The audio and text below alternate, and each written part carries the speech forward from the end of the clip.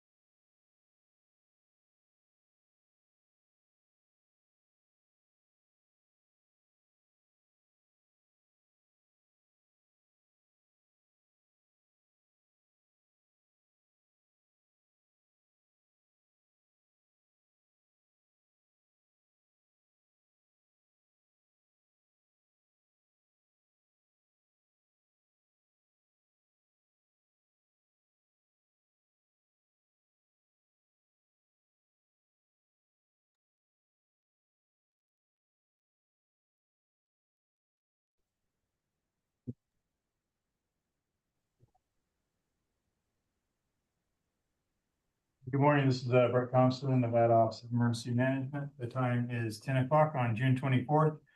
This time I will call to order the Fuel Resilience Committee. Lauren, could you read the roll? Von Burst for the record. Stin. Present. Kathy Reese Boyd. Present. Jay Pullen. Present. Jimmy Hummer. Here. Stephanie Mullen. Nathan Bouvet. Present. Thank you. JJ Govachiev. Here. Robert Larry. Here. Jennifer Carr.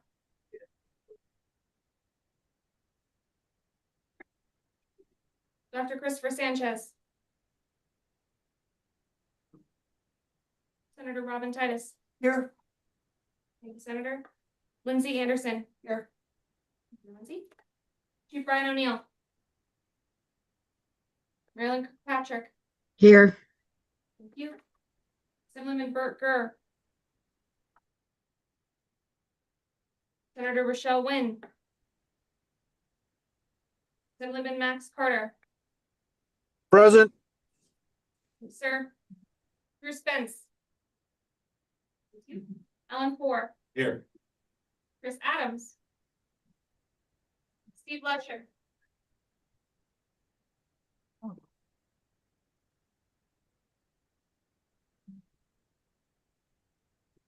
Steve Lesher. Can you hear me? Yes, sir, I can hear you. Thank you. Good. Tiffany Roberts. Present. Allison Robinson. Casey Selvin. Here. Thank you. Clark Wrigley. Here. Thank you. Miranda Hoover. Present. Miranda. Paul Enos. Yes. Jeffrey Glasgow. Jody Muller. Present. Thank you, Jody. Christopher Pellegrin. Present. Thank you. David Dadslich. Here. Thank you, sir. Gracie Garrett. Here. Thank you. Rick Perdomo. Good morning. Here. Thank you. Samantha Laddick. Here. You have quorum. Thank you very much. Appreciate it. That will close the agenda item number 1. We'll go to agenda item number 2. This will be public comment. This will be discussion only. No action may be taken upon a matter raised under this item of the agenda until the matter itself has been specifically included in the agenda as an item upon which action may be taken. Public comments will be limited to 3 minutes per person at the discretion of the chair, and we will monitor that. Lauren, comments will not be restricted based on viewpoint. Provide testimony during this period of public comment via telephone. Please call in anytime after 9:30 on the day of the meeting by dialing 1-669-219-2599. When prompted to provide the meeting ID, please enter 202-331-8963 and press pound. When prompted for a participant ID, please press pound. When asked to provide public comment, please press *6 to unmute your phone and *6 again when your comments are complete. Be advised that the YouTube stream is about 60 to 90 seconds behind, and we will try to account for that. At this point, do we have any public comment here in Carson City in the room?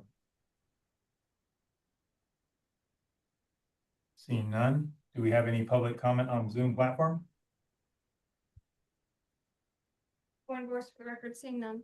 And any on the phone, Lauren? Seeing none. With that, we will close public comment. Agenda item number 2. We are going to go to agenda item number 3. This will be the introduction of new members. I'm going to ask Miss Kathy if she would go ahead and do the introduction. Thank Or- you. Thank you, Mr. Chair.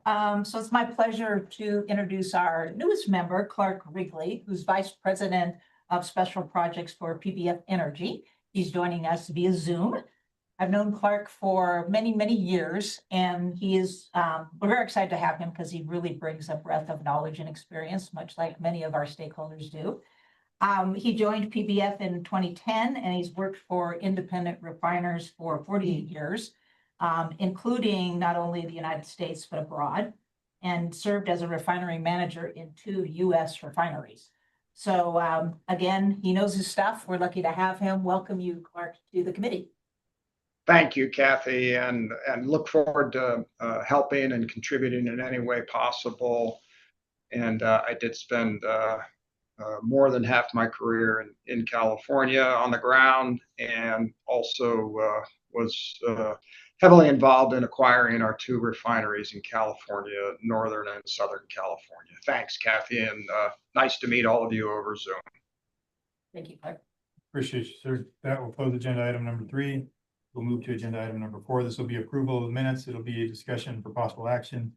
We'll ask the committee to discuss and review the minutes from April 30th, 2026.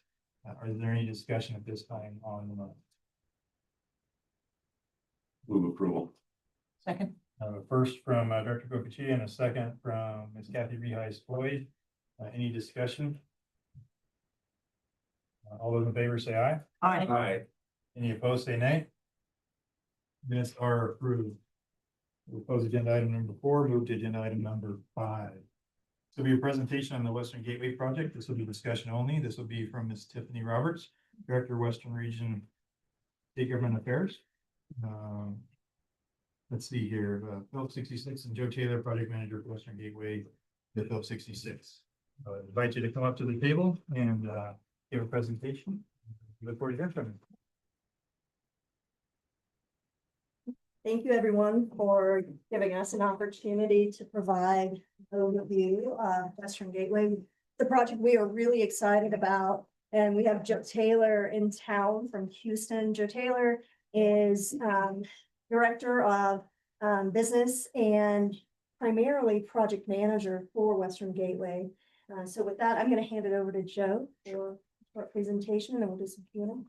Thank you all very much for the forum and the ability to kind of talk to this project. We are very excited about it. Wanted to just start off with the way we see Nevada's fuel landscape today with really 3 primary inlets from a pipeline perspective, 2 from California going into the Reno area, the CalNev pipeline coming up out of California into Las Vegas, as well as the UNEV pipeline coming in from Salt Lake City. What that really means is that the primary supply point for Nevada is coming from California, whether that's imported barrels or from production there on the West Coast. I believe we've got the number on here that I believe it's 90% roughly coming in from CalNev. With what we've seen in California recently with a couple of refinery closures and some of the tightening of supply out there, we saw an opportunity to leverage the liquidity that the United States has both in the Mid-Con and in the Gulf Coast and be able to supply ourselves versus future reliance on foreign volumes. And so what we've done here, I'd really like to go to the next slide that has the map on it. It's really the easiest to talk to. So what we've done up in the Mid-Con, the blue line, that's called our gold system. Today, that takes volume from our Panhandle refinery in Borger, Texas, and moves it eastbound towards St. Louis. So the future, what that looks like is we're going to actually reverse that line. And so we're going to be able to bring barrels from as far as St. Louis all the way west to get them to the Texas Panhandle, where we will construct new pipe from there reaching towards Phoenix. What we've done, we've had 2 open seasons on this project. On the first open season, we were offering shipment services from the Mid-Con as far as Colton, California, which would get to head of pipe CalNev to be able to supply Nevada. What we did in our second open season was we actually offered access to Gulf Coast barrels as well. What's key there is that the Gulf Coast is the most liquid supply point in the United States with the amount of refineries that are there. That's where a lot of exports go to. So now we're creating the ability to not only backfill from the Mid-Con, but to be able to source those supplies from the Gulf Coast and move them west into the markets that need those barrels. So it's roughly 900 miles of new build from the Panhandle of Texas down to El Paso and then over to Phoenix. From there, this project is a partnership with Kinder Morgan. There's currently their pipeline runs from Los Angeles to Colton, California to Phoenix. We're going to reverse the section of the pipe that runs from Phoenix to Colton, California. So now instead of Colton, and I keep referencing Colton because that's where CalNev gets all its barrels from. So instead of Colton having access just from California, now it'll have access from both directions. Why is that important? It's important because of liquidity.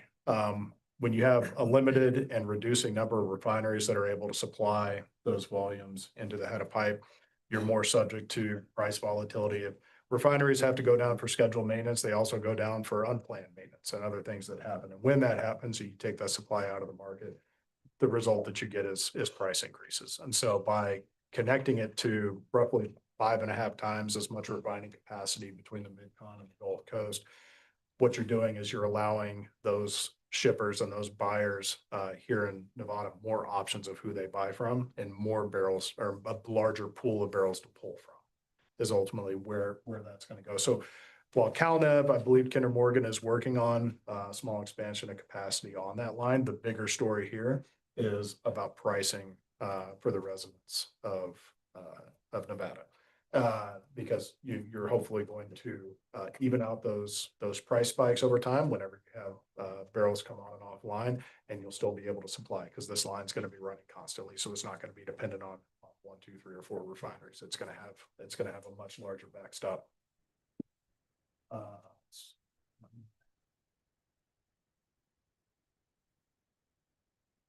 On the flow reversal, there is potential to reverse. There are 2 lines coming from, there's 2 lines coming from that Kinder Morgan operates coming from Los Angeles into Colton. We have talked about being able to deliver all the way into Los Angeles. What that means is one of those line reverses, the other line keeps coming that way. So you don't lose that Los Angeles access into Colton, California, and ultimately up CalNev into Las Vegas. You'll still have that ability, even if one of those lines switches flow. Let's see. Talked about sourcing diversity, do some volatility. Ultimately, in terms of operations on this pipe, we are trying to leverage Kinder Morgan and Phillips 66's operational experience and expertise. Phillips 66 will operate, we'll call it the upstream half of the pipeline from the mid-continent and Oklahoma through Texas, all the way down to El Paso. From that point, Kinder Morgan will pick up the operations and operate everything west of El Paso. That really has the most to do with where our companies have experience. Kinder Morgan has been in Arizona, Nevada, and California for a long time operating these pipes.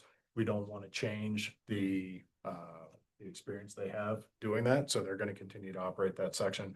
We have experience on those pipes upstream in Texas, Oklahoma, and New Mexico.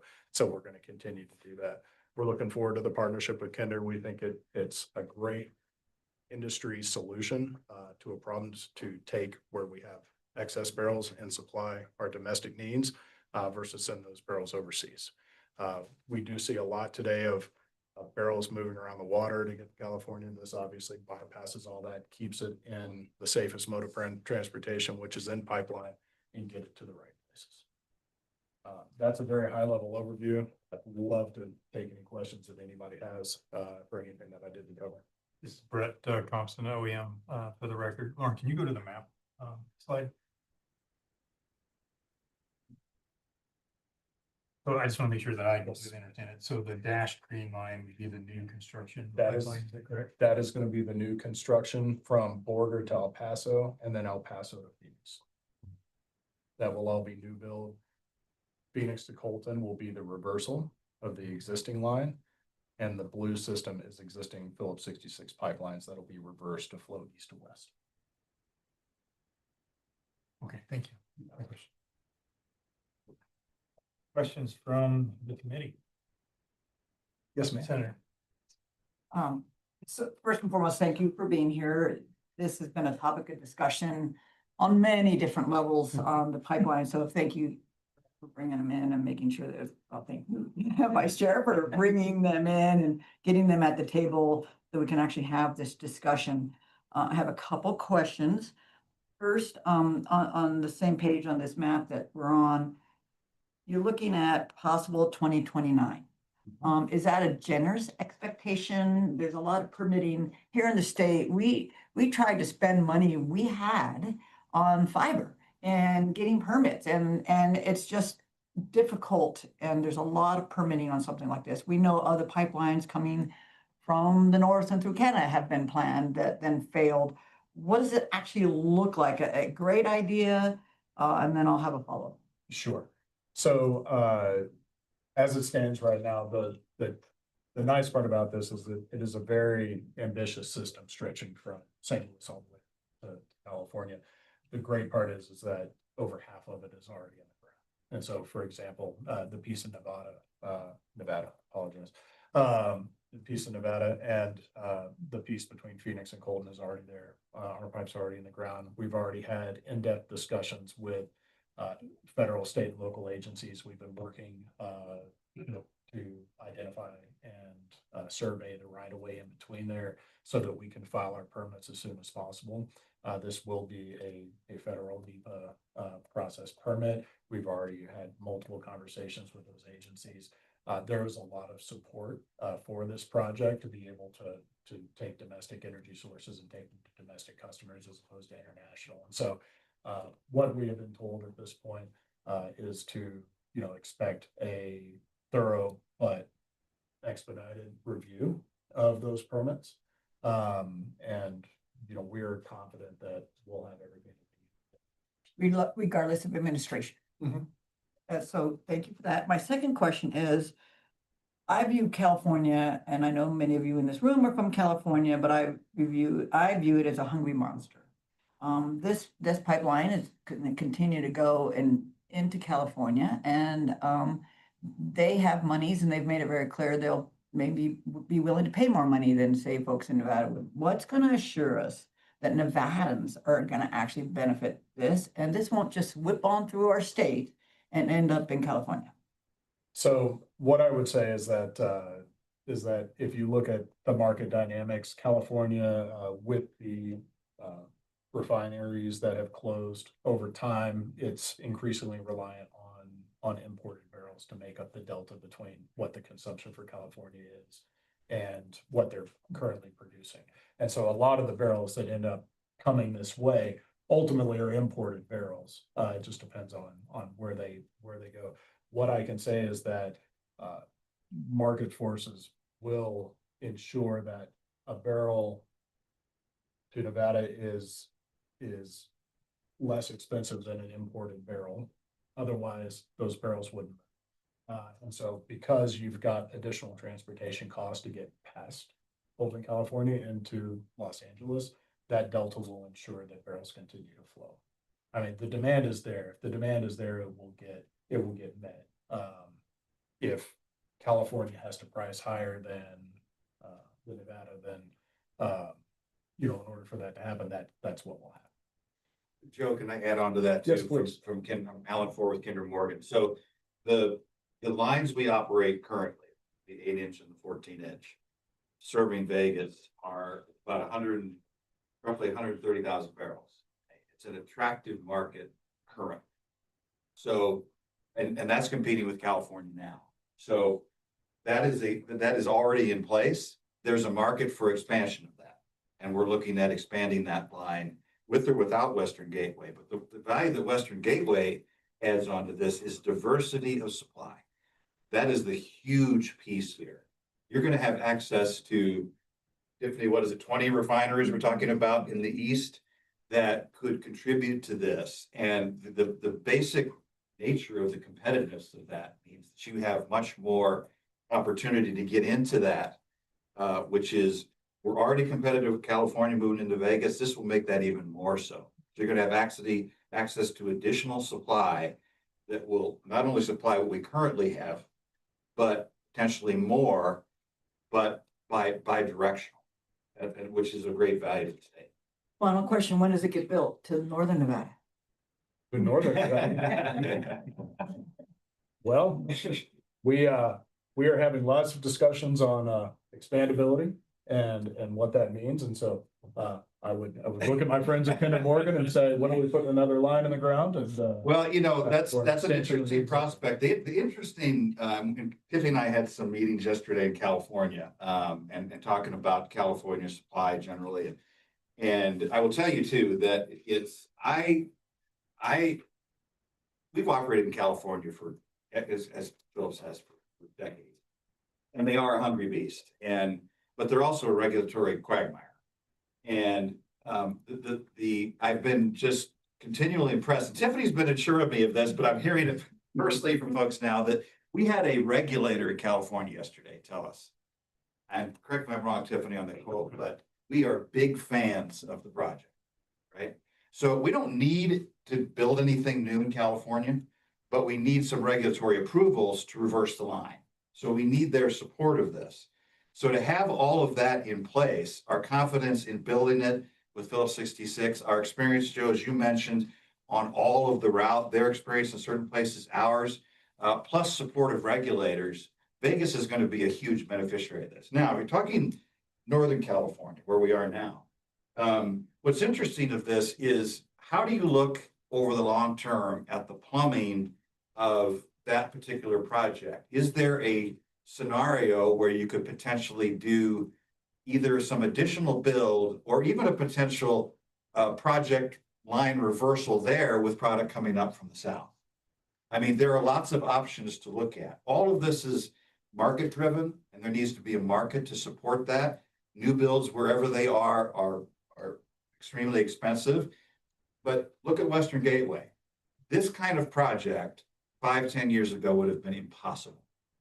But the market dynamics, including California, may be inadvertently creating a market for something like this. Perhaps that's possible in Northern California. As the market shifts in Northern California and refineries, is there a way to look at the plumbing? I think it's going to be extremely hard to build another pipeline through the mountains. That's very difficult. But what can you do with the existing infrastructure that you have, and incremental expansions of that, either coming from California or potentially supplemented by the South? So there are possibilities there that I think, though, this project too is, I think, got a lot of people thinking about different ways of doing things that maybe we didn't do before. Maybe the impossible is coming more possible. Thank you. Thank you, Chair. Okay. Additional comments or questions? Online, we've got Senator McCarty.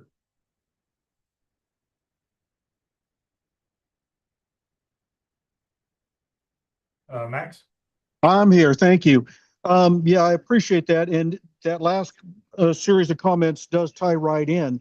My concern is, do we see the potential for this to decrease overall capacity, meaning California regulators pushing more refineries out, so reducing capacity on that end of the line, and therefore increasing the potential to bypass Nevada because got to backfill the California consumption that could be reduced by those regulators pushing more of the refineries out. Sure. Let me speak to kind of some of the downstream effects of this system. So today, California is sending towards Phoenix, for example, roughly, I mean, it varies a little bit, but we'll say on average 130,000 barrels a day.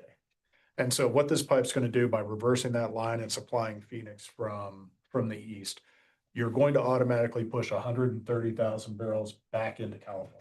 It doesn't have to go east, correct? And then we're going to be pushing the balance of Phoenix's demand beyond Phoenix into those markets as well. So that's all at another 50 to 60,000 barrels a day. So you couple those two together, you're putting almost 200,000 barrels a day back into California. What happens when you do that? Well, when you do that, assuming California demand stays flat, gasoline demand's kind of, declining over time a little bit with EV adoption and other things. But so as you add that back in, what gets pushed out? The imports, the foreign imports across the docks there. So that then creates import capacity for California. So what that does, it creates that excess capacity so that if you have another refinery go down and Western Gateway can't, for whatever reason, or we haven't expanded yet, can't meet that demand that was left by that refinery going down, you'll have excess dock capacity that California can then backfill from the international market. So instead of taking away barrels from Western Gateway, they have the ability to backfill those barrels from offshore into their backyard. So really what this is doing is it's taking a system that's close to capacity, and you're creating excess capacity by leaving those barrels where they came from, and then ultimately pushing out those barrels and creating that capacity that you can flex with. So if they have a refinery go down, they don't have to pull more barrels from Western Gateway if the demand is here in Nevada. You can backfill those barrels from overseas. So it creates space in the system. Once you get out to California, you get basically the end of the country, like that they have more optionality at that point. They're not quite as filled out. I hope that answers that. Well, in follow up, my concern is do you anticipate this being seen as an opportunity by California to force one or more of those existing refineries out? Because now they say, well, we can get it from elsewhere. Let the pollution we're concerned about be done in the Gulf Coast rather than in California. That's what I'm concerned about, is the net reduction of refining capacity by California exploiting the excess capacity coming in to force the closure of refineries. I can jump in. This is Tiffany Roberts, Director of Government Affairs for Phillips 66. And I think you've seen a bit of a shift from this current administration in terms of the way that they talk about refining capacity. After our announcement and after the Valero Benicia announcement, this governor sent out a notice to the California Energy Commission, essentially saying, let's do everything we can to ensure that refiners are recognizing the opportunity in California. I think the question, though, and it's a fair one, the question is what happens in the next administration. And that's something that we'll definitely need to watch. But at this point, I don't anticipate actively trying to force additional refiners out of the state. I think there has been a sea change in terms of the conversation post SBX 1.2 and ABX 2.1 from 2022 and 2023. So I do think that the conversation has shifted, and there is a recognition that refiners in state are absolutely vital to California to continue to supply that fuel. Thank you. Thank you.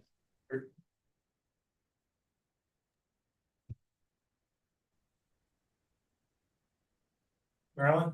Oh, thanks. Thanks, Mr. Chair. So I see the angst on the legislative side because, renewable energy, everybody just passed right through because California would pay more for things.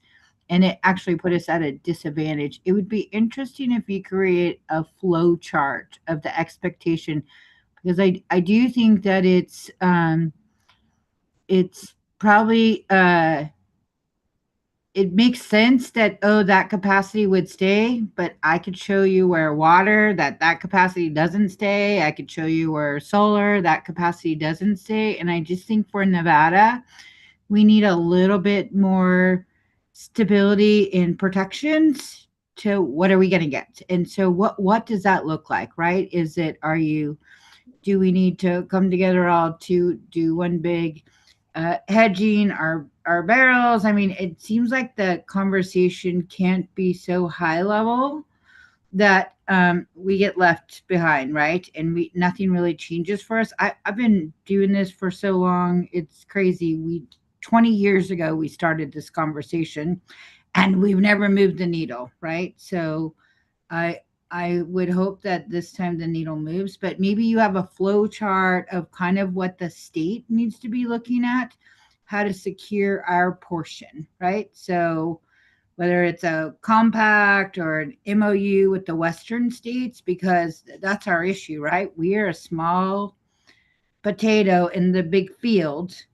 And at the end of the day, it's to our demise sometimes. But I would also ask, it seems that maybe, at least for in the Clark County piece, that there's a kind of an expectation or a hope from your company side that we would take more of it and then maybe free up what we get from Utah, which then could help the rest of the state. Is that the conversation that you're also having?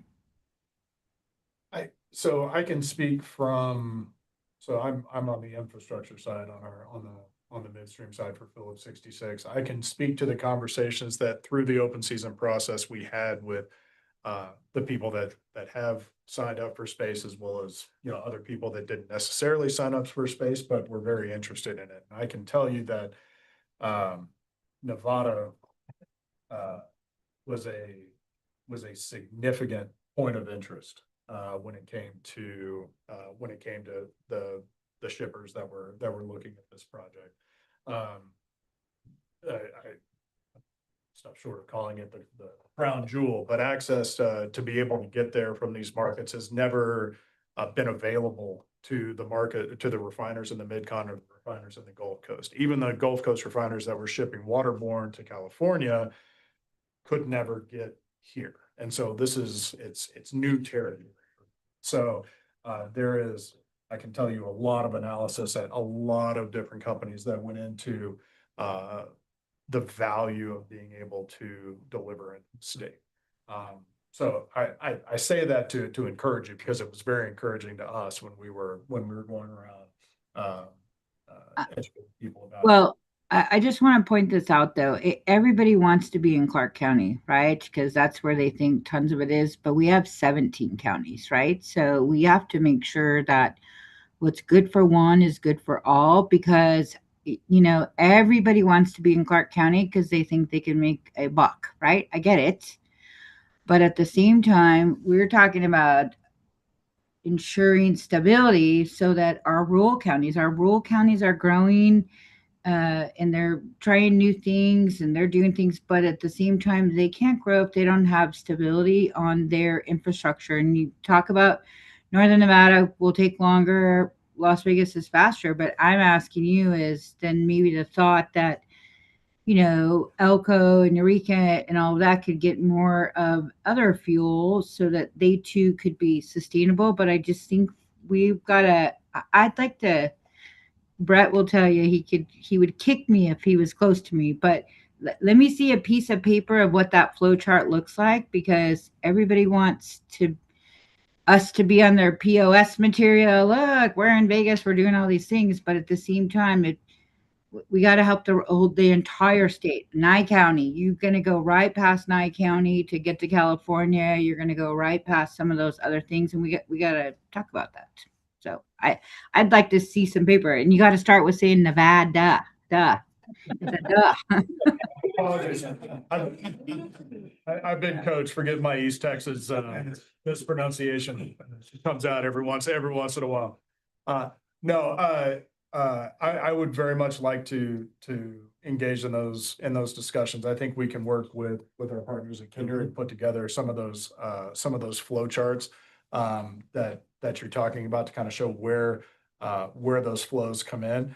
Like I say, Western Gateway, because we are delivering through that existing pipe into Colton, we're going to really be able to deliver that supply diversity into that head of pipe. But I absolutely think that there's an opportunity to reach some of those underserved markets, and we can assist in being a part of that. I would definitely like to understand that better. Thanks, sir. Director Govichian? Director Govichian, Department of Ag. Thank you. I'm excited about this project, and it's definitely a long time overdue. I'm just gonna make a quick statement. It's probably the obvious, Alan. We've had these conversations and it's great that we're bringing additional sources into Colton. But I need to remind everybody, when we get in a jam, it's because we don't get the fuel from Colton to California, whether it's a fire or it's an earthquake or it's an other energy type of thing where Cal Edison has shut the line down. So we need to be thinking as a committee, how do we work with Alan and Kinder Morgan to make sure we build redundancy and resiliency into that line? We can put all the fuel we want into Colton. If it's not flowing to Las Vegas because of another problem, we end up right where we've been in the past. You know, one of the things, to your point, that's a very good point, but one of the pluses of this too is the problems don't generate from Colton. Or it's Rialto actually, but Colton. They generate in the Los Angeles area. So with this, you're taking that component out. With the direct serve, whenever we call me, we have an issue, it's related to our station that's basically in the Los Angeles area, which is this massive spoke hub that affects Phoenix, Vegas, California. That's a good point because you eliminate that potential choke point. The other thing I'll say too on the supply issue is, look, between our Reno line and our CalNode lines, we provide probably 80 up to 90% of the product coming into the state. That is a good market. These projects are market driven, but it is a good market. We have full pipelines based upon value to us and our shippers. That's very competitive with everything that California has. Think about it. We're in California, but we're shipping to Vegas now under current circumstances. This additional supply is only going to increase the attractiveness of this market. As I said, we're looking at expansions in this even before Western Gateway. How are we going to get more product in the state? So I think, Nevada has no necessarily skin in the game in sense of permitting and regulatory process and building new pipe and all this. Maybe we'll add some tanks at some point so you have additional capacity. Because remember, from Vegas, the truck racks get this product all over the state. From our truck racks in Sparks and Vegas, it's shipped all over. So maybe additional capacity, maybe additional tankage in the state's going to help you with your redundancy. But you're a huge beneficiary. Joe talked about this. Nevada has been a piece of this conversation since the outset. And I think Joe said it best. These shippers are looking at, wow, can we really get into that lucrative Nevada market? Yes, Vegas, but also remember, Vegas fans out from Vegas across the state to the truck service. So I think I understand everybody's concern and interest. California is a beast, always has been, always concerns about that. But from those who have served you for generations, we've consistently looked at ways to increase that capacity based on demand, and you are competitive with everything California has to offer. I think you'll be more competitive. Any additional discussion on this item? Okay, I appreciate you guys. Thank you so much. All right, we're going to close agenda item number 5. We're going to move to agenda item number 6. This will be HF Sinclair Potential Infrastructure Projects. This will be Mr. Drew Spence, Will Taylor, and Jeremy Price.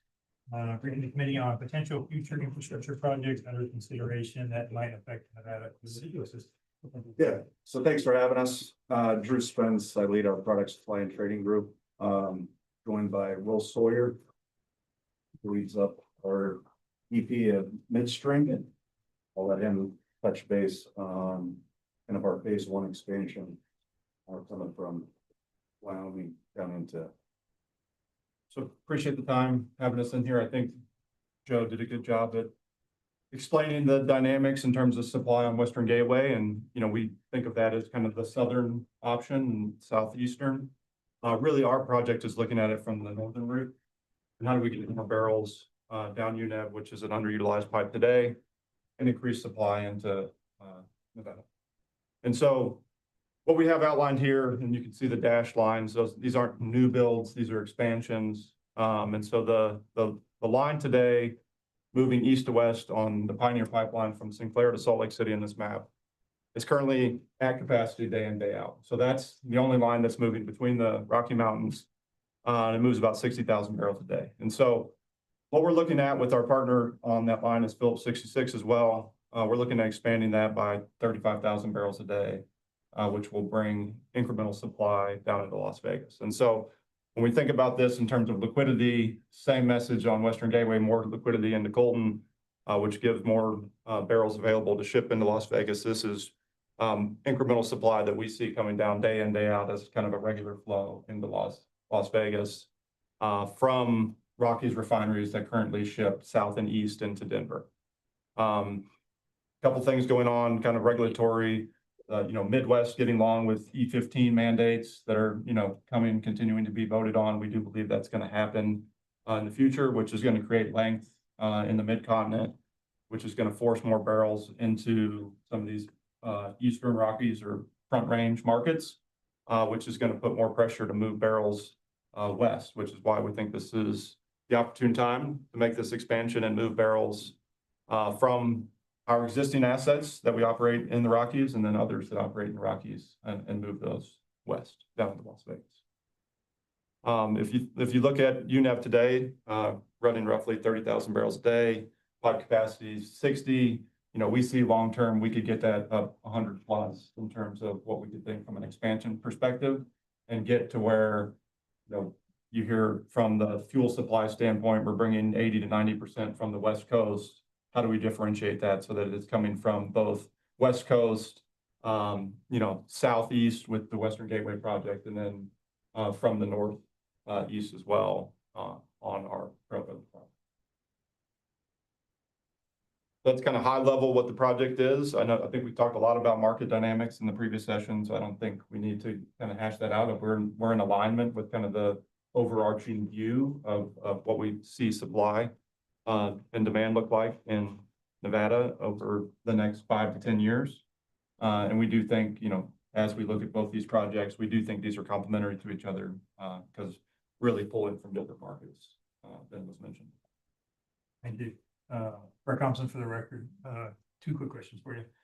You just mentioned the 5 to 10 year timeline. Do you have any more fidelity on when you might see the doubling of capacity to the full 60 barrel capacity and or at addition? So yeah, currently we're this is currently under evaluation still, but publicly we said late 2028 is kind of when we're looking for expansion from Omaha. And my second question obviously is Northern Nevada related. Any thoughts at all on expansion from Salt Lake City in the direction of Reno? Yeah, I think Alan did a pretty good job explaining kind of the Northern Nevada dynamics. We are evaluating that in terms of a future phase. This is a phase 1 expansion. We're kind of looking at this project in 4 separate phases. In that 4th phase, we'd be looking at how do we get barrels into Northern Nevada. It is a challenge. If you look at just topography and what the demand is in that line, it's very hard to justify building an entire new line across the state of Nevada for, call it 50,000 barrels a day of demand. But that is something that we'll continue to evaluate through these different phases. And we do believe that there's a solution there, whether it's a solution using existing infrastructure within California or a solution using new infrastructure within the state. Through the chair, vice chair, Catherine for the record. Is there anything you could tell us about phase 2 and 3? You touched on 1 and 4. Yeah, so if you think about phase 2 and 3, 1 is really moving barrels that we currently have today, moving east and moving those west. Phase 2 and 3 is really moving barrels out of the Mid-Con in the Denver markets and moving them kind of around the horn and into Salt Lake City and ultimately Las Vegas. So Kathy, just to point out, so the green line from Sinclair down to Denver, that's a proprietary line that we're on today. The thought is in phase 2 and 3, we would reverse that line. So you could physically get barrels from the Mid-Continent back into Sinclair and then down into Salt Lake City and then onward into Las Vegas. Gotcha. Thank you. That's helpful. Any additional comments or questions or discussion? Question, Chief. Director Wiggachia, Department of Ag. What's your capacity in Salt Lake City to expand, i.e. truck racks, for example, if that's what we needed there? As you said, it's tough to build a pipeline for 50,000 barrels a day. Yeah. When the mining industry is burning 8,000 to 10,000 barrels a day, though, we could see an increase in truck traffic, if nothing else, into that Elko, Carlin, Winnemucca area to help offset some of that. Yeah, So what's your JJ capacity there? will What's that? cover the amount mining covers, and it's a lot more than 50,000 barrels a day. It's mostly northeast Nevada. A lot more. So is that capacity there in Salt Lake? To increase as you guys put more into Salt Lake, if we're not running it down that UNAV pipeline to Apex, what's our capacity to put it on rail or put it on trucks from Salt Lake and get it over the Yeah, I ground? think we're looking at a couple different expansions there, whether it be at the terminal Mhm. that is jointly owned between us and Phillips 66, and then also we have truck racks at our refinery that exists in Salt Lake City. So we're looking at expansion opportunities because there is a decent amount of volume that is being trucked from Salt Lake City into Reno. And so how do we expand that? How do we set them up so they can be these larger, pubs that can carry more gallons, really trying to be more efficient in terms of how we load trucks and supply the north part of the state. Any additional questions or discussion? Okay, seeing none. Thank you guys. I really sincerely appreciate you coming to the briefing. Okay, with that, we will close agenda item number 6, move to agenda item number 7. This is going to be a presentation on Sky Quarry. This will be discussion only. This will be Marcus Lound, CEO of Portland Refining Company, or Portland and Sky Quarry Incorporated. He will provide us an overview of the refinery, its existing infrastructure and operational capabilities, and the discussion of regional crude oil production, fuel storage, and transportation considerations. Sir, the floor is yours. Thank you. Thank you, everyone. Appreciate the audience and being welcomed here in Carson City. Wanted to just give you all a quick introduction as to who we are and where we sit in this ecosystem. We can start with slide 1. Slide 2 is our safe harbor. Sky Quarry is a public company, so I might say some things that are forward-looking, and this provides us a safe harbor for that, but our lawyers did vet this presentation, so there's no material information in here.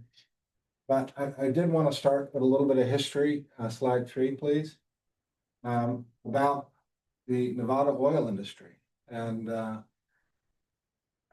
1954, Eagle Springs Field, where our Portland refinery is, started producing oil.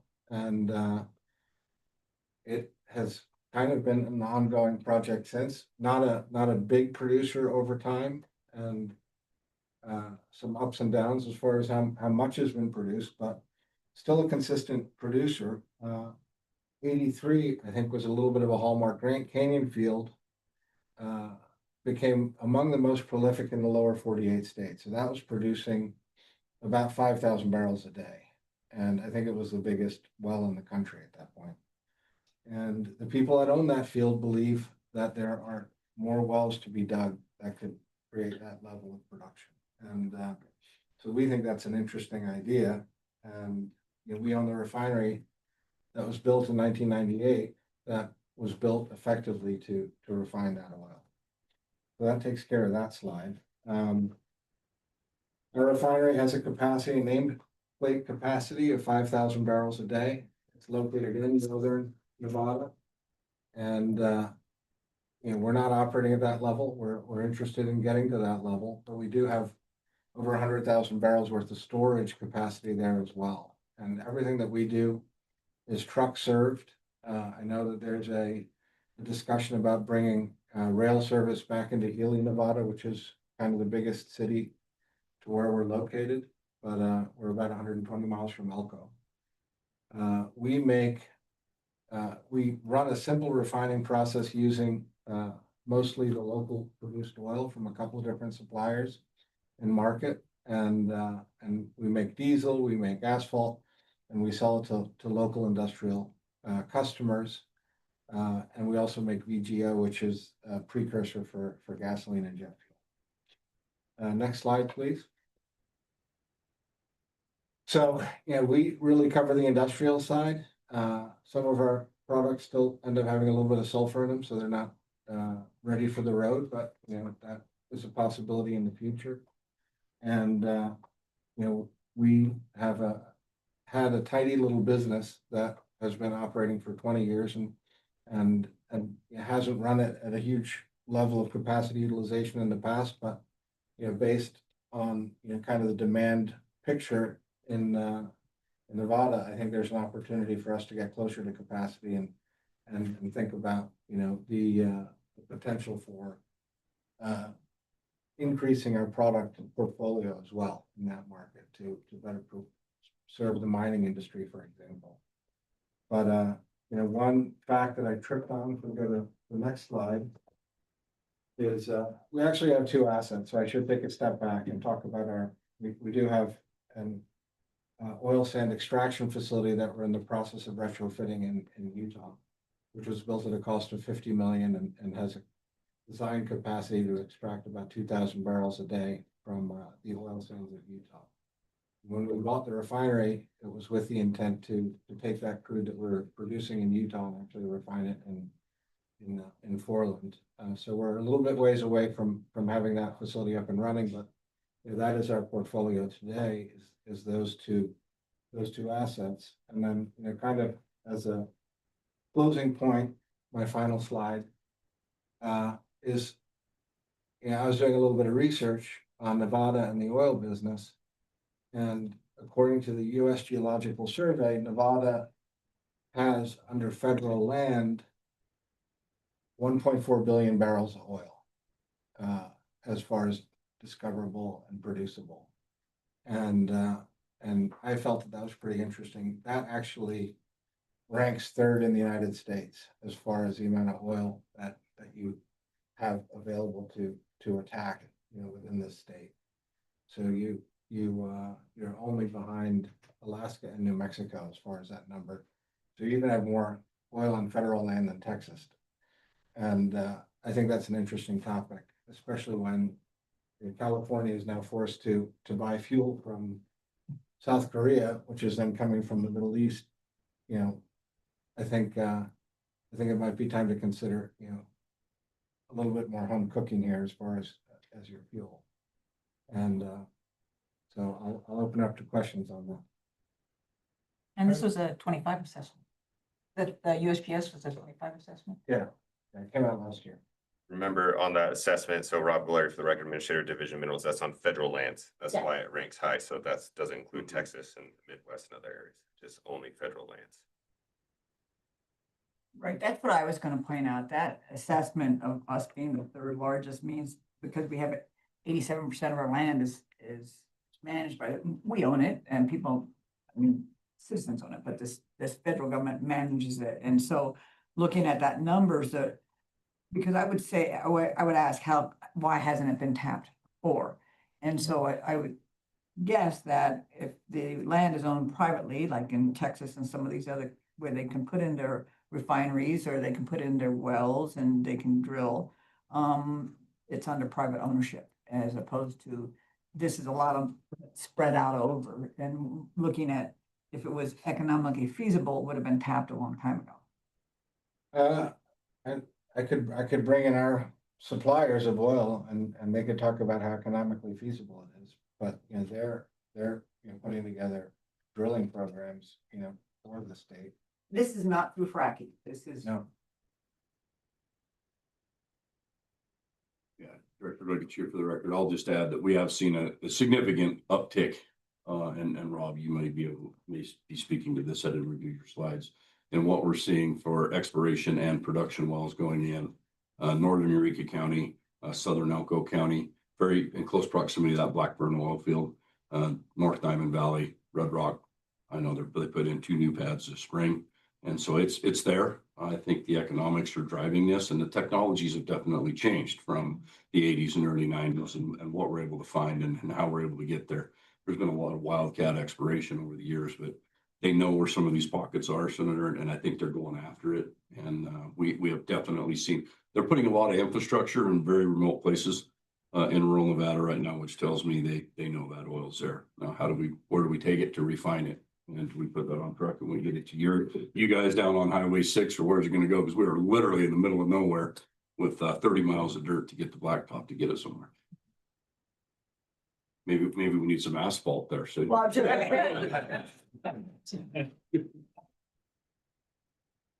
All right, any additional questions or discussion? I just remind the committee, when you speak, if you could, just state your name for the record so that when Lauren has to do the record, she doesn't make her hair look like mine. I didn't say it was. All right, thank you, sir. Appreciate your time. Okay, with that, we'll close agenda item number 7. We're going to go to agenda item number 8. This will be the mining industry in Nevada. This will be discussion only. So the Administrator Giglieri, Division of Minerals. Sir, the floor is yours. Hey, again, Rob Valeri, Administrator, Nevada Division of Minerals. I'll top. I focus this presentation mainly on mining, so we didn't touch too much oil and gas. Nevada does produce, we have produced since the 50s. What we produce in a year, Texas does in about 20 to 30 minutes, right? So there isn't that much. However, that report came out last year. It highlighted it. We are getting some new exploration. There's actually a rig. Should be running soon. If it's not running, I can't remember off the top of my head, but we have that exploration activity going on. Price of barrel of oil is going to be significantly high for Nevada to become a player in it. I think that's the biggest thing. The economics there, you're looking over $120, $130 a barrel to start considering, and it needs to maintain that level, right? So that's not something as a consumer I would really like to see as much either. But okay, back to this presentation. So the Division of Minerals, we are under NRS 513 to collect and disseminate information on the mineral production within the state of Nevada. We work underneath a commission that is appointed by the governor for their expertise in their fields. We provide information to the public, governor's office, legislature, anybody else who's happy to listen to us.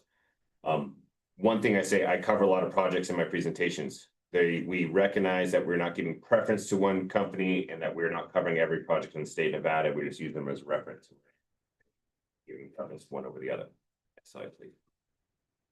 So our history, Nevada is founded on mining, right? Mining, then agriculture. Let's see that first digit, mining, then agriculture. I disagree. You know what? Those miners need to eat, but So, let them eat dirt. we've produced many critical minerals, lots of over the many years that we've been mining for over 170 years. We have some of the highest reclamation standards, not only in the US, but in the world. We have a stable permitting environment in the state of Nevada and world-renowned mineral endowment in the state. We are really blessed with the amount of minerals and variety of minerals found in the state. So the Biden-Harris administration in September 2023 put out a recommendations to improve public or mining on public lands.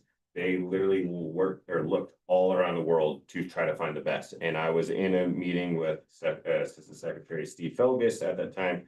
He was talking about Australia, he's talking about Canada, trying to find ways. And we came to it is nowhere else but Nevada has the best process for it. And they actually recommend to adopt for all federal agencies to adopt the BLM's permitting standard and adopt the Nevada BLM approach to mineral development permitting. So we are the gold standard for that in the world, in my opinion, for mining and processing. Is there room for improvement? Of course, there's always room for improvement, but we are the standard moving forward. So with that, every year, the Fraser Institute is a Canadian think tank that focuses a lot on mining and natural resources.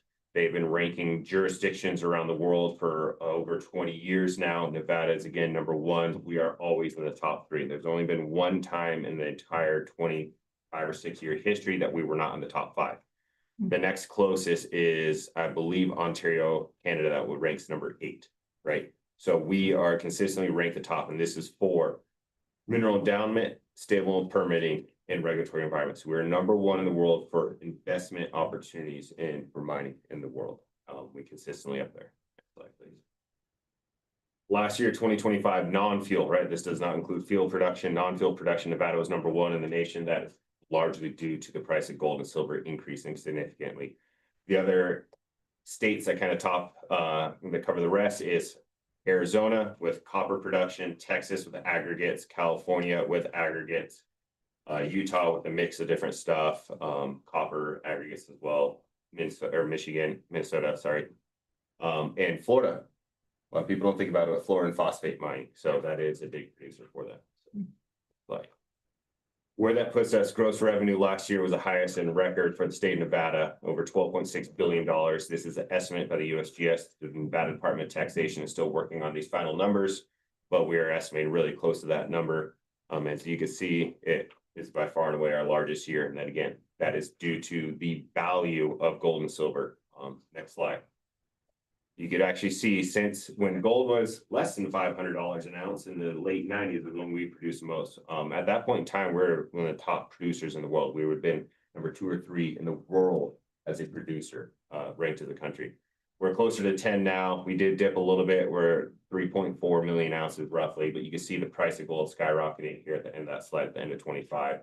Today, actually, gold's taken a huge hit, down to $4,000, which is still really, really high, but it has taken a couple $100 hit or close to a $200 hit today. Next slide.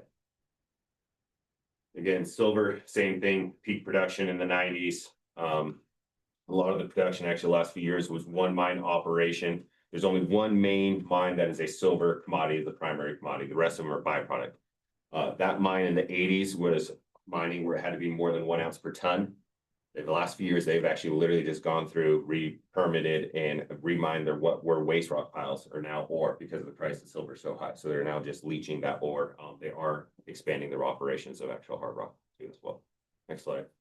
Copper, copper goes up and down. There's one main mine, KGHM mine in Ely, Nevada. The closest field facility is going to be Las Vegas, 4-hour drive, right? So when we talk about trucking, Nevada's big. It takes a long time to get these trucks back and forth. They pull fuel from either Vegas or Utah are their main sources of fuel for that mine, copper mine. We have significant other copper opportunities in the state. It's just going to take some time to get those up and running. And the one everybody likes to talk about lately is lithium. We are the only lithium producer, but we do not produce a whole bunch right now. It's from one operation that is evaporation brine. I will talk about it later, but we have the largest lithium deposits in North America, potentially the world, in the state of Nevada. So you can see mining claims. We talked about this, federal land, 87% roughly. All mining operations have some sort of federal mining claim. There's over 260,000 currently active in the state. There's only 500,000 in the Western US. So more than half of them are in the state of Nevada alone. With that, you can see the two main trends, the Carlin trend and the Cortez trend, kind of Northeast Nevada and Central Nevada. But what you start seeing is that Esmeralda, Nye County, and Mineral County, that Walker Lane trend is getting significant exploration activities that hasn't been looked at in a long period of time. There is a new deposit that is near the town of Beatty, Nevada. They've only been drilling the entire thing for about 10 years, really focused drilling for 6 years, and they're at a 5 million ounce reserve, which that means it's proven economically mineable reserve. That is unheard of. It never happens that quickly. I've seen projects being drilled for 30 years and never get to that 5 million ounce. So it is a huge deposit. They're talking 20, 30 million potential ounces, if not larger, over the life of the mine, 50 year plus mine life. Big operation there. Next slide, please. Again, it's really hard to see at the scale, but majority of the operations are by far and away Northeast Nevada. There are some that are kind of a little bit everywhere else for these large operations, but we have 80 active mines that are not aggregate related: gold, silver, copper, moly, lithium, barite, chips, and many others. We have 27 geothermal power plants. We're the second largest producer in the US behind California. We have the potential to be the largest producer of geothermal energy with if and when enhanced geothermal is proven at scale. We are seeing that operations being looked at right now, and a lot of permits being requested for geothermal drilling. 9 oil fields. Again, we talked about this. We do not produce a lot of oil, and we're actually this week, permit number 6 is actually being plugged and abandoned. So 1956, that well was drilled, and they're finally plugging and abandoning it this week. They have no longer decided to continue that one. It's not producing enough. However, there's not a lot of oil. It's going to take a big investment to look at it. Last major investment oil was about 8 or 9 years ago, and that was when Noble Energy came in near the Elko region, did do stimulation or fracking activities in that area. They did find oil. It looks like beeswax. Again, it's just not economic at this point in time, but mining does impact all 17 counties. So as you can see, this is by 2 years, almost $1 billion paid in taxes just by the minerals industry. The minerals industry has 2 individual taxes: the gold and silver excise tax, which was passed in the 2021 legislative session, is a gross proceeds on gold and silver operations only. And then the net proceeds and minerals tax, which is in actually the Constitution, has been there for a very long time. All of these, the net proceeds, half of that revenue goes to the county is producing. So it's a huge, important resource for those rural counties. A lot of counties rely on that for their livelihood. When that copper mine in Ely went into care and maintenance in the 2000s, like I was talking about, the county almost went bankrupt, right? It is important for those. The other half of that goes to the state general education fund, and all of the gold and silver excise tax goes to the state general education fund. As a parent of 2 young children in the Nevada Education system, I really agree that as much money to that system as possible is what we need. But 14,000, a little over 14,000 direct jobs, over 30,000 indirect jobs. This is a big one. 1,700 vendors within the state of Nevada. A lot of those are actually located in the Reno, Vegas regions, as well as Elko is a big proponent of that. Next slide, please. Processing, this is important to think about long-term. A lot of gold silver operations have the heap leach facility, the carbon circuits, Merrill-Crowe, the traditional oxide ore type deposits, but what we're seeing is a big transition to sulfide ore. So only 3 autoclaves and 3 roasters in the state. Those are multi-billion-dollar facilities to build, just like a refinery. Once they're built, you don't move them very often. So if you have new mining operations, you need fuel to truck those sulfide ores and meet high enough grade to get to those facilities. Again, same with copper. We only have one facility that actually gets it to copper cathode. The rest of it then concentrate, put on trucks, put to rail, shipped overseas. And then again, one lithium evaporation operation, one new deposit being built right now. If Thacker Pass gets to phase 5, right, there's a lot of things going on with that. If it gets to phase 5, it would produce 160,000 metric tons of lithium carbonate equivalent a year. That is what the world produced in 2023. So a huge opportunity there. And again, everything's trucked in and out of that site. Next slide, please. So a big thing that we're seeing a transition underground to open pit. 20 years ago, everything was open pit. There's very few undergrounds. We're actually seeing almost 50-50 now on the dot of open pit versus underground. Looking at fuel, you're going to need different equipment, different volumes. You're moving a lot less volume underground than you are open pit. So there is an increase in demand, as well as you can see that autoclave flash roaster and the heap leach. The more autoclave, the more sulfide ore, that means that more transportation is going to be needed to transport that ore somewhere else. And again, 43% private, 57% public production of gold. Next slide, please. So this is a big one. Mining industry in the state of Nevada. I aggregated roughly 95% of the 2024 annual production. So who produced gold and silver, the main producers, the biggest operations, put that together. That is 362,000 gallons of fuel a day use. A lot more than what we've been talking about. Vast majority of that is trucked from Utah to Northeast Nevada. The vast majority is trucked over. We also pull from Vegas and Reno as well, depending on the location. Average storage is 22 days. That one is a real rough number. Don't hold that to account. That is only got a percentage of them. Some of them had 180 days of storage because they're really small operations. Some of them had 5 days of storage, right? I think the biggest operations, Nevada gold mines, I did not get that number, and I think they're a really small storage opportunity. So again, it is reliant on trucking to go to and from these operations. A lot of it's coming from Utah. So what are the mining companies doing to kind of make themselves self-sufficient? So right now, Nevada Gold Rail, a subsidiary of Nevada Gold Mines, is actually looking at proposing a 55-mile new rail from the Cortez mining complex, which has the largest resource and reserves for Nevada gold mines, to the Carlin milling operations, right? The milling operations, like I said, a multi-billion-dollar facility. It takes a lot to permit and build one of those. So they're looking at, instead of doing, I've seen a lot of different numbers in the truck routes. They try to have a truck every 7 to 8 minutes full of sulfide ore going on the Crescent Valley Highway to I-80 up to Carlin. If you do just 12-hour shifts, which they do more than that, you're looking at right around 80 to 100 or potentially almost 200 one-way truck trips. That's not counting back and forth, right? Significant amount of trucking that is happening. So they're looking to eliminate that by building a rail, roughly a $500 million project with a 4-year timeline, including permitting. However, they're also simultaneously looking at building a new processing facility. What would it take to build a roaster autoclave at those sites? A lot more money. As well as the mining industry has actually built their own power plants. That is something that they've done to offset the energy costs. And one thing that I'd love to see that the Tahoe Reno Industrial Center take a hint from the mining industry, every employee at these mines, for the most part, are required to ride a bus to and from site. Reduces the amount of traffic and increases safety significantly. I believe anybody that drives the I-80 corridor between Reno and Trick every day would also agree that that would be beneficial. Next slide, please.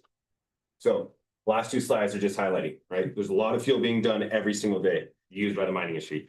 It's not going anywhere. We've produced over 223 million ounces since 1989. We've got 220 million ounces in resource and reserves, over 1 billion ounces of reserves of silver, largest lithium deposits, huge copper, molybdenum, and as well as known tungsten, zinc, antimony, and others.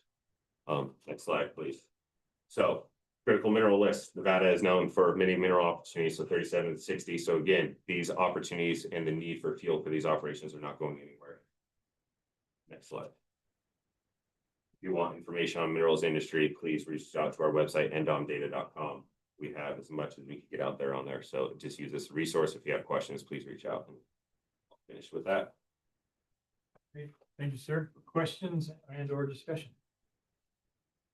To the chair, just one question, Rob. So thank you for bringing this forward because we are so focused on transportation fuels all the time. It's good to know that we have to consider other needs for Nevada on the fuel side. So really appreciate you putting the information forward and we will make sure that that's important. Any additional comments or questions? All right, hearing none. Thanks, sir. Appreciate it. Close agenda item number 7. We will open agenda item number 9, or excuse me, close 8, open 9. The Department of Agriculture, and this will be Lucia, provide an overview of waivers in effect for fuel resilience and Thank you, Mr. Chairman. Director JJ Goycochea, Department of Agriculture. I will be very brief. Mine is not nearly as in-depth and already cited. My counterpart, Mr. Valeri, will disagree that we have to eat. Dig. So what waivers are in place currently in Nevada? My office and me rely completely upon the administrator of the EPA when it comes to these waivers. So what we currently have in place as of June 9th, ethanol blending limit of gasoline from 10 to 15%. We have a waiver that reinstates the 1 PSI allowance for ethanol blends in the state that was previously removed. We waived the federal low volatility gasoline standards, federal enforcement of all boutique fuel requirements for gasoline. And so what that means in a nutshell is we can burn fuel up to 15% ethanol right now. And then we can burn fuel with the reed vapor pressure up to 10. That really only applies to Washoe County. Washoe County is the one county that has, because of air quality, the need in the summertime to lower that, but we are able to have that up to 10. They're currently burning at 9 PSI reed vapor pressure. The EPA has to extend these waivers every 20 days. And so we expect to see another waiver come out at the end of the month. Again, extending these. What we have done as an agency is we put in place that we will continue this for 45 days from the time the EPA ceases their waivers. So if we don't see an extension of all of these waivers for the 1st of July, we will have an additional 45 days that we will waive these requirements in Nevada. That allows us to burn the product that is currently in the system. And we're not instantly flipping that switch and everybody has to go back to something else. So that's currently what is in place. The administrator sends those to me and also to the governor's office. I'm Gracie and the chief of staff see them as well as they become available. So that's currently what in place. We're not burning a lot of ethanol fuel here right now, obviously just because of our location, but that availability is there. Then I know Jennifer isn't on. Oh man, yeah, actually she is on. I see her up there. And she may wish to speak to a move that Washoe County is doing. While it's not a waiver, they are asking Northern Nevada Public Health is to go ahead and remove that requirement that they go down to 7.8 PSI on that reed vapor pressure. That was put in place years ago, again, because of air quality, and we haven't seen the needle move. The air quality stays the same. Part of that is because wildfire smoke. And what we also see as having a lot bigger impact than our actual motor fuel. So we are asking and we are supporting Northern Nevada Public Health's request to go ahead and have that removed to where we could burn up to 10 PSI a year for that reed vapor pressure. Not a big move, but it's every little bit helps right now. Thank you, sir. Any questions for Director? Okay, so what you're really saying is we're doing everything possible to keep gas prices down while things go as they're going in the world? Okay. Yes. That's a yes. He was really good. Yes, yes. I appreciate you. Thanks, sir. We'll close item number 9. Agenda item number 10 to be an update on the fuel analysis project. This will be Vice Chair Kathy Boyd. And she's gonna provide us an update on where we are on the behind the scenes analytics. Thank you. So just want to remind people the mission of the committee and what the governor asked us to do. You all have the 10 items, or you should have the 10 items that he was very specific about. And they included certainly not only Nevada's current supply vulnerabilities, but also the projected ones. So this is all about not only now, but in the future. The impacts of the California refinery conversions and closures, pipeline capacity constraints, storage expansion, emergency response, stakeholder needs, which is why we have all the stakeholders involved, public-private partnerships, financing options, federal permitting, regulatory funding opportunities, any statutory, regulatory, administrative actions, and then anything else that anybody can think of that we're not doing. So these are the 10 items that we were given by the governor to explore and implement. And as a result of that, we're able to get our contract in place. Thank you, Jay, very much, and Brett, for all of your help in making this happen and getting it through the system as quickly as we were able. And so we did secure the services of NEMAQ Analytics, Gordon Trimp, who has had a lot of experience with the California Energy Commission, and Skip York, DCS Advising, and he was very involved with Turner Mason, which was a very well-known market analyst for any kind of energy ecosystem. So both of those are on contract with the state of Nevada. The things we are looking at in the scope of work are several, and one is to assess the risks. So conduct assessments of Nevada's fuel supply chain, its associated vulnerabilities. It's to look at enhancing infrastructure, identifying any options to expand infrastructure, storage, transportation capacity, and mitigate supply disruptions. Engage the industry, the collaboration with the refiners, the pipeline operators, the distributors, any of our logistic partners to identify these resilience options and opportunities and look for private investment. And then to strengthen emergency readiness, to recommend policies and partnerships on a statewide fuel contingency plan, including feasibility of a Western Regional Strategic Reserve. So these are many, there's also permitting and financing and other things in here, but those are the basis of our scope of work. I'm happy to report that things are moving along well. We're on schedule. We are gaining a very good understanding of the supply-demand imbalance in two specific regions. So we're not just looking at the state as a whole. We're looking at Northern Nevada and also Southern Nevada and definitely rural, because we heard that loud and clear last meeting, that please do not forget about the rural counties. So that is also in the mix. So a lot of the confidential one-on-one information sessions between our consultants and the stakeholders is beginning. All those contacts have been made. And so we're in the process of those conversations.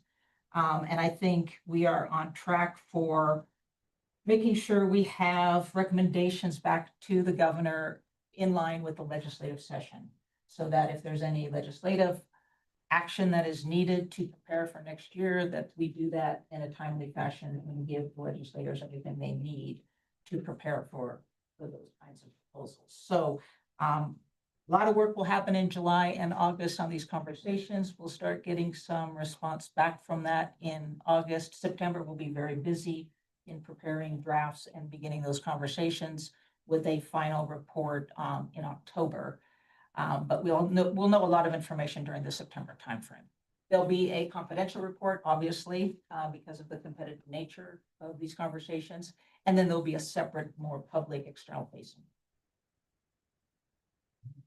Thank you. Any questions for Ms. Kathy? Senator? Senator Tice, for the record, and sorry that I don't do that often enough. Thank you for that. I've been pushing for that kind of reporting. What's our end game? What are we trying to achieve? All of these folks in the room, all of our time. Let's make sure something comes out of this and not just another study. Having said that, we as legislators we have to have half of our bills, not quite half, in proposed bills, BDRs, in by August, and then the rest have to be in by December. And we get a couple more in February. Leadership gets more. The agencies have to have their bills in September.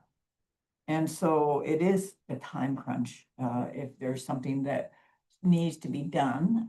So I appreciate you, getting this and working on it. And there is literally a time crunch here on what we can do, what we have seen, and making sure that it gets across our desk. One of the things that is a way that we can get in front of it is we can hold. I talked to somebody about a rail bill yesterday. We can put in a kind of a placeholder bills. Nevada, most of you already know, it has to be a single subject rule. These bills have to address one subject, basically one chapter, unlike the federal government that can add all kinds of stuff into any bill. The state can't do that. And so we can put in a very broad bill description, and we keep it that way, so that it's just a placeholder. If there needs to be something, so I would just encourage you, if there's something that this body sees we maybe need to address or potential, even if the bill never goes anywhere. You don't have to have final language, none of that. It's just, we can put in placeholder bills, and just use general descriptions. So I just wanted to put that out there to have on the radar. Yeah, Catherine is good, for the record. Thank you, because we have been thinking about that relative to kind of some of the previous comments that you've made. And we think we'll be able to identify some broad placeholder options for you to consider as we get this information in, so that you have enough time to do the details behind the broad placeholder bill. So we are looking at that and really want to stay in sync with your timeline as to when you absolutely need those so that we can be helpful.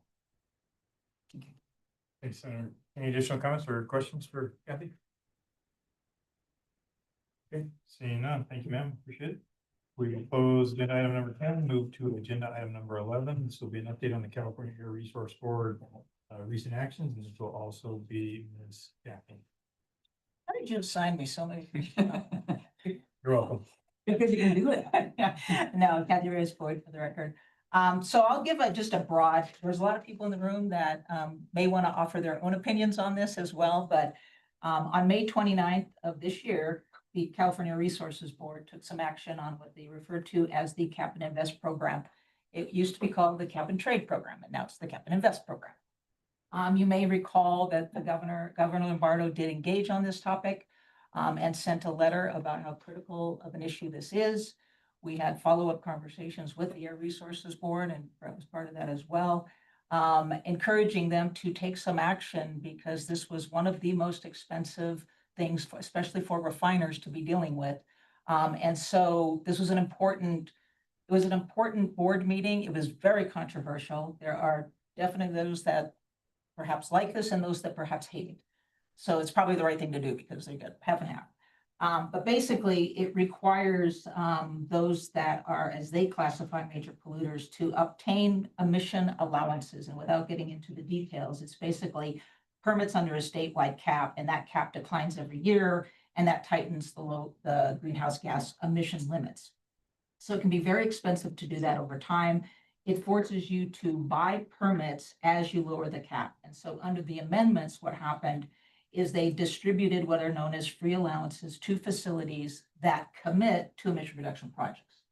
So it's almost like an investment opportunity rather than a penalty. And this was big for some refiners, especially who were very vocal in their comments to the Air Resources Board. It was one of the highest issues on their list as to profitability and competitive ability to stay operating in the state. And so what they really tried to do is encourage investment in decarbonization and decrease risk of businesses leaving the state. So it was a balance between sort of the economy and the environment. Again, a lot of attention. Like I said, those that do not like what the Air Resources Board did and who have been very vocal about what was a rather bold thing for the Air Resources Board to do. Basically, the reason they don't like it, it decreases a pot of cap and invest dollars that fund transit, wildlife protection, affordable housing, clean water, air quality, very meritorious permit or programs. But this is the Greenhouse Gas Reduction Fund, fondly known as GGRF. And it basically reduced that from basically about $4 billion to $2 billion. So those that hate it were the ones that didn't like that fund reducing. Those that, I wouldn't say love it, but maybe like it a little more, it gives much needed relief to industry. including refiners that have now incentives for projects that reduce their own emissions. It's more, in my opinion, others can certainly weigh in, it's more of a short-term relief. Refining industry is still very vulnerable in California. You know, at best this buys time, but long-term certainty is still a very big question. So it was a step in the right direction. It buys us some time, and I think still a lot left to see what happens in the future. But it was very controversial. Again, trying to balance economic uncertainty and the climate goals. California's climate goals remain 40% below 1990 levels by 2030 and net zero emissions by 2045. Neither of those changed as a result of these amendments. It just bought time on how you get there. We'll see what's next, and we'll see what happens. I appreciate that. I work on the record, and so we did participate in those discussions, as Kathy discussed, and the position that Nevada took was anything that is beneficial to diversification, retaining fuel in California that would benefit our citizens was a position we support. So, although short-term, a short-term win for Nevada. So appreciate that. Any comments or questions on that? Okay, well, with that, we will close agenda item number 11. This will be agenda item number 12, second period of public comment. We have provided the phone number and we have provided the meeting ID. If we have any public comment here in the room, I will take that now. Seeing none, any public comment on the Zoom platform? Seeing none, Lauren, any on the phone? Okay, seeing no public comment, we will close agenda item number 12, and this will be agenda item number 13, adjournment. I would take a motion to adjourn.